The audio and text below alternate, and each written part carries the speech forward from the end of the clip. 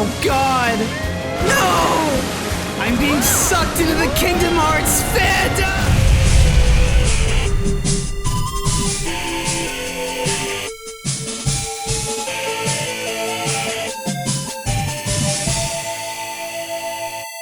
This is part 2 of my Kingdom Hearts marathon, so obviously we're gonna get to 3 now, right? Kingdom Hearts lives in infamy, having dodged the third game's release for over a decade. In fact, KH3 is the 12th installment, or 9th, depending on how you count them. What happened? An explosion of handheld games, 1,000 ways to play. Kingdom Hearts said, screw it, I'm everything now. They just released a rhythm game, you mad bro? But it wasn't for nothing. The games we're looking at today set future games up, provide context, flesh out the universe, and though they march to their own beat, the rhythm is undoubtedly Kingdom Hearts. So here it is, the big Kingdom Hearts blow-up. I played this on release in 2009. Yes, it gets made fun of. Yes, it's clunky and weird and reduced to an MP4 and the PS4. And I guess you could call it the nerd of the series if you're a pee-pee-poo-poo looking guy. But shut up and let me enjoy my soulless coat cult. First up, the title. Whatever that is, Kingdom Hearts is notable for having the most schizophrenic branding I've ever seen. On one hand, sure, we'll do incredible sound design and visuals. We'll keep Mickey on model during Chain of Memories. On the other, no one has any clue how to approach the series anymore. What in the hell? Just Kingdom Hearts Origins, Kingdom Hearts Prologue. We're having a nitpick, let's move on. The premise is simple. Have Nomura and friends explain themselves for whatever Chain's story was, not to mention provide any context for KH2. And it does. It explores Roxas's story, his purpose, his motivations, his friends. Hey, wait, nobodies don't have hearts. How could they have friends?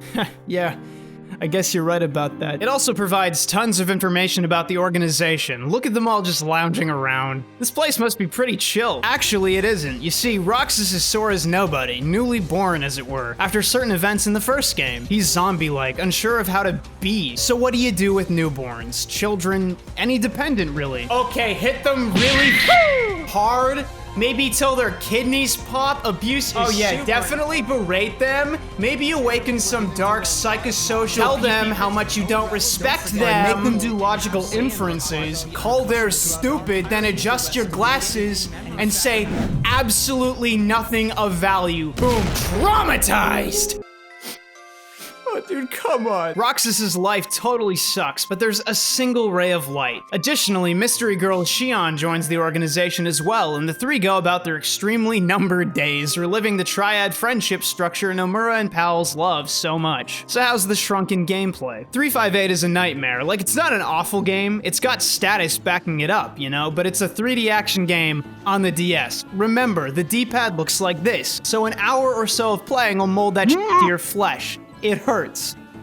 You traverse a number of worlds already established in previous games and watch what mostly amounts to everything you'd expect from the Disney characters, except sometimes an organization member has a comment. It's impressive seeing the places rendered within the DS's hardware limitations, but there's very little that's fresh, hardly anything to be excited by. It's something I meant to say in the last video. The Disney bits were never god-awful, per se. I just see so much potential to create new stories, what-if scenarios, but they never really do. The game flows from cutscene to mission to cutscene, with rare deviation. It's more about unraveling the story than playing a knockout Kingdom Hearts experience. Probably why they made it a movie, but there's some quirks worth discussion. First off, if we're being serious, 358's story exists to unlock all the cutscenes for repeat viewing. You know, 17-year-old me loved his anime drama. And to level up for mission mode, because for once, somebody thought maybe let's do something with these cool characters we made. Play as Goopy. Play as Zemnis.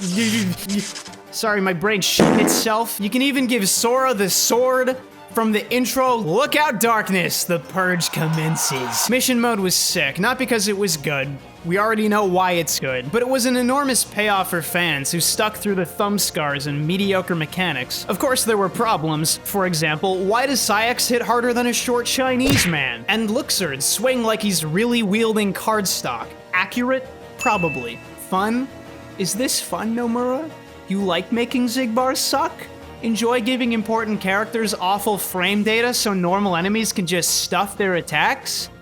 That's fine. But the game mode was made for multiplayer, and it's fun when you can get it.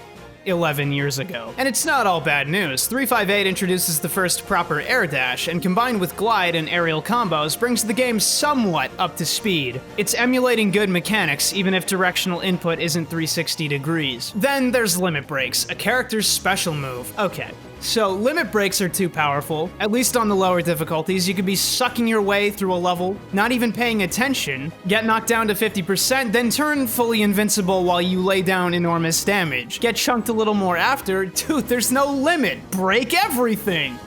Please laugh. It's obnoxious because the game can be hard, interesting, unique even, but so much of the experience begs the player not to take it seriously, and many people were introduced to the series this way, right? The DS was a killer console. At least it sets up the second game. Is that a win? Do we take those? Maybe Nomura does, and really, 358 does something pretty incredible, set up a mystery that would last effectively until 3, leaving players to speculate about Shion, about the importance of the X in each character's names, but I don't want to spoil things until the appropriate time. In either case, it's got fluff, drama, plot threads, playable goofy, and insight into a flourishing lore. It earns its place, and maybe that's the real genius of Kingdom Hearts and its unchecked growth. Now Square's thinking, okay, we've got him on the DS.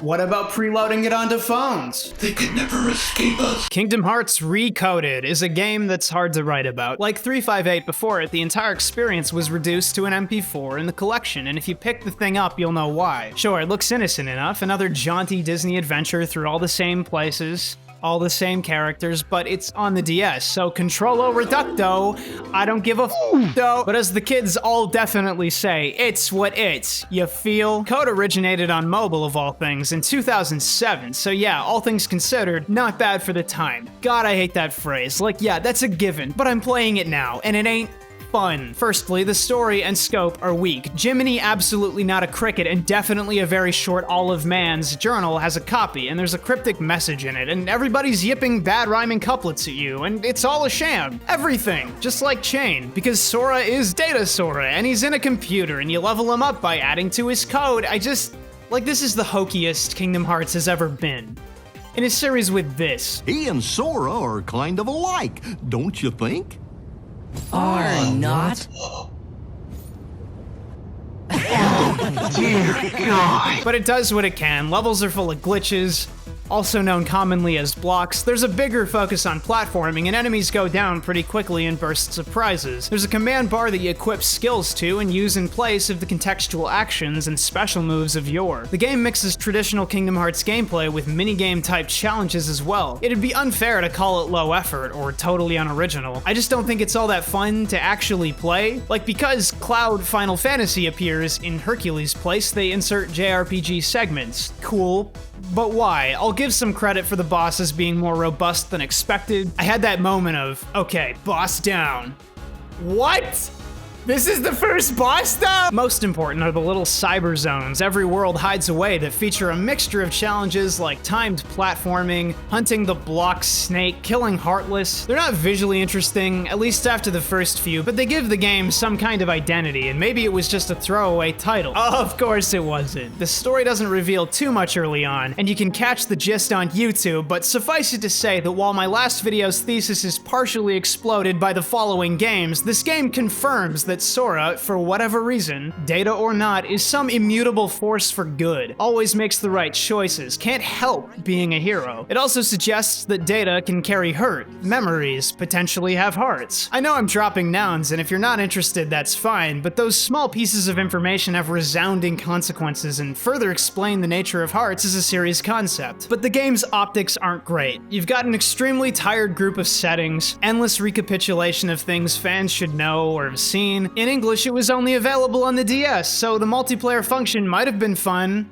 9 years ago, but if you can get it and you really want to see all those neat gameplay novelties, you've probably already done so, but at the very least it's got plot.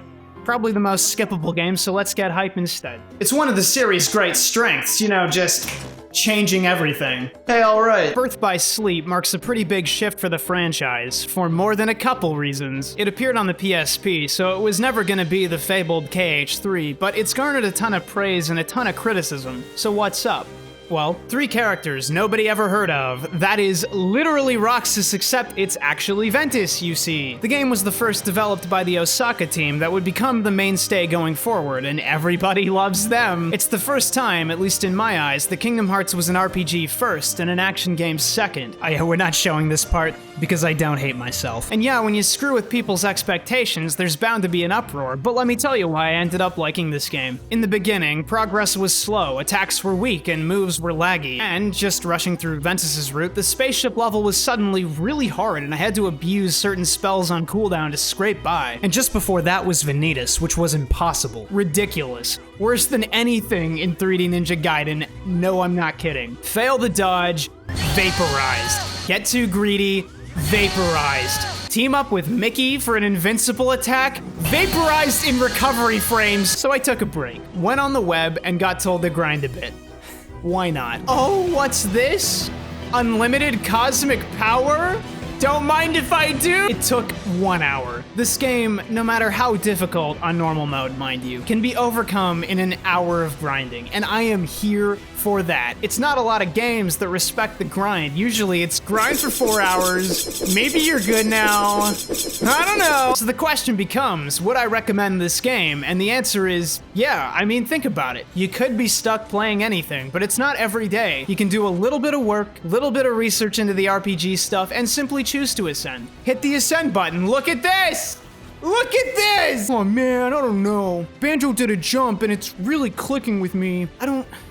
Are you even a person? Because yeah, the game's chock full of mechanical concerns, but it was never gonna be the third game, not on handheld, and it gives the player all kinds of fun stuff to mess around with. It's fun, but let's break it down. The premise is simple. Throw out those smelly old characters and give us shiny new versions. I mean, more or less, Kingdom Hearts cannot go without making a trio for more than 5 seconds, and you'll play through the same worlds, which are generally shorter than past games, with each character to piece together the full story. Very Kingdom Hearts. Extremely Kingdom Hearts play. Love to see it. Now, the core gameplay is either awful or fun, depending on who you ask, but the word excellent or exemplary have nothing to do with the equation. As we know, I found it awful until I had fun, but the camps only exist because of the Osaka divide, as it were. The Osaka team's games are always referred to as floaty. That's the power word, but it's a weird choice. The old games had Sora floating down from mid-air a lot more than other action heroes. If anything, the other games also feel floaty. So is it notably more so? Do you parachute down after each jump? Close,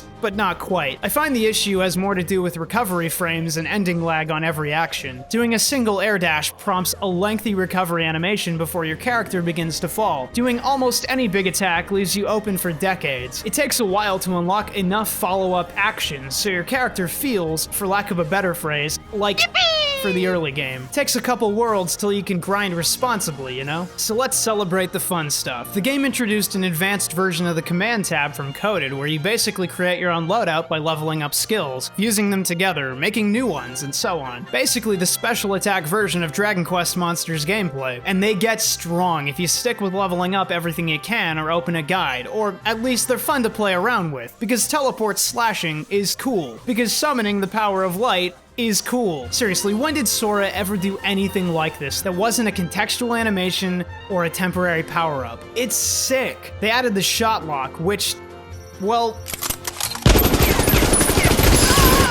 it's a fun way to expel a passively built power bar. They're really cool, another action to call on in combat, which helps the system feel full. I just love rubbing bad guys out, what can I say?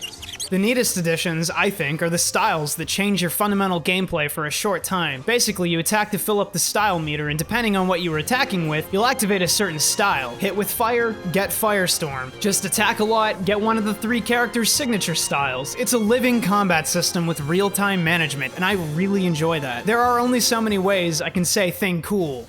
This cool. This cool. Now, Birth by Sleep is still mechanically troubled, even if the issues are below the surface for the casual fan. Presumably, Aqua and Ventus have broken dodge rolls because the invincibility frames are too good, to which I say sure, but you've still got to understand the enemy's patterns and counterattack effectively, in a game with fairly laggy attacks. Terra notably loses the iframes in exchange for extreme dash range, but it made him the most fun of the 3, with wild mobility, though his attacks were even slower. Even worse, most of the really cool command moves are effectively useless in higher difficulties and against many bosses. They leave you open too long, where the bosses just dodge them all, and they don't offer much compensation damage outside of normal difficulty. So the best move, sadly, becomes the middling, fairly early game Thunder Surge and its lengthy invincibility period and decent damage. It means that outside of normal mode, or at least on the hardest difficulty, the game loses its life and freedom and becomes a one-dimensional optimized experience, at least if you want to win, a shadow of what it could be. So I recommend playing for fun unless optimizing's your thing, in which case, here's Ventus and 8 Thunder Surges, have a nice invincibility. BBS does fix one thing about the games thus far, and that's the endless repetitive Disney malaise. Yeah, you'll see a couple of familiar places and characters, but many worlds are new to the series, and it may be the novelty, but the early ones especially are so... ugh. Charming. I said it. Though they're also full of horror, right? Dopey's a cryptid. Ventus gets shrunken. You're not my butt plug. Guess we'll have to make do. But yeah, I appreciate the worlds included. They even let the player do an extra Disney-themed place with minigames. Big Fruit. This is the stupidest thing I've ever seen. Some critics cry foul with characters like Terra, aka Knuckles the Echidna. Like, every villain tells him to go do something horrible and he just thinks about nothing, I guess, and runs off to do their bidding. Kill girl. Okay. Terra, use the darkness. Terra, use the darkness to defeat this very average human, Terra. Okay. Wow. You really are a dumbass. It's not totally fair to look at things like that cynically. Kingdom Hearts was always hilarious. In 2, you had Ansem the Wise walk up with his untested machine to capture and transform hearts into data, I guess. And between 2 cutscenes, he's like, I'm going to do the thing. Oh, Mickey. How could I have known? I'm not here for the next great entry into the English literary canon. I'm here for the chaos. What, you don't think people are stupid? Behave irrationally? Ever driven a car? I'm gonna get into spoiler territory here, so if you really want to avoid it at all costs, hey, thanks for coming out. Love to have you. Don't deserve you. Thanks so much. For everyone else, the story here isn't the first time Kingdom Hearts went off the rails or retconned anything on that note, and really, Dream Drop Distance tests your fan patience much more comparatively. But this is the beginning of madness, of stuff that I want to call bull on, but I'm waiting to see where Nomura and friends go with it. Really, this is Xehanort's fault, the true villain of the series whose plots span centuries. Xehanort wants to, in this game, forge the legendary Keyblade, much stronger than any other. The X-Blade. I mean the Kai Blade. Most ancient. What? Some say Kai, but the meaning is the same. Keyblade? Is this an ass pull? Or is Nomura a big brain omega genius? I'm betting on ass pull. Well, it explains the X that's been floating around since Chain, though not fully. Of course, Ventus has his counterpart in Vanitas, or Sora. This game's a prologue to 1. Oh, that Nomura. Was there ever a dev with more splaining to do? I think I'd like to talk story in another video. It's still got the twists and reveals any good dramatic story needs. Everyone's having a good time, especially me, because those endings are next level hype. I don't remember the last time I felt genuine upwelling excitement. Even 2 didn't get me quite like Birth. Maybe it's the lasers, maybe it's the swords, but I'm willing to bet it's the hype of learning a game series you were enjoying has so much more up its sleeve. So the chips were down, and Kingdom Hearts played its multi-year gambit to set up a future for the series nobody would have expected from the unassuming Disney romp of old. Hey, it's KBash. Special thanks goes out to my $4 patrons, whose names are on the screen. The show's on its way somewhere good thanks to the community's generosity.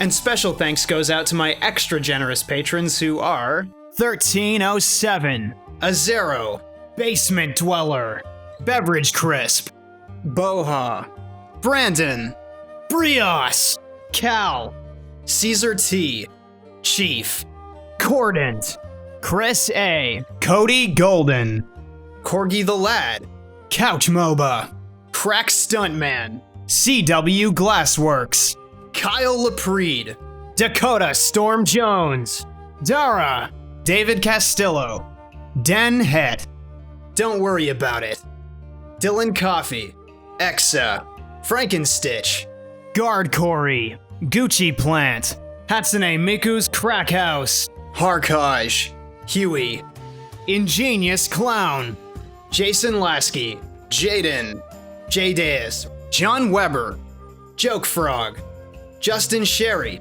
Keith Myers, Kelvin, Creighton, Crazy Dark Chocolate, Latrix, Laundry Mom, Lego Sid, Liam, Lon, Lucas Phoenix, Magical Madman, Marcules, Marmato, Maximilian Wolfgang Niver, Milky Moo Official, Mitchellanius, Mr. Dodongo, Miles Burris, Nito Torpedo, Old Burgle, Only LK, Pink Peacock, Quasar McDougal, Quillworth, Quinn, Reggie Rodriguez, Ricochet Frame, Sagitrash, Siren Smells Good, Salty Smasher, Sekai no Awarida, Seamus Nerd, Shod, Simp God, Special Children, Spooky Grimalkin, Sublime Cataclysm, Super Sandwich Guy, Tenken Zephyrborn, TFY Lex, The Big Bubby, The Salt Knight, They Call Me Gambit, Thrips Heartrop, Travis Edwards, V01156, Venom, Viewers Like You, Vic, Walter Taggart, Waposa, Weeb Trash, Well Shit, Yay Kundo, Zachary V, Zanaso, Zane the Impure, Zane the Pure, Zed Slayer Gamer. If you'd like to help support the show and make it even better, check out my Patreon. We've got all kinds of goals and lots of rewards in store. Stay tuned for more. KBash out.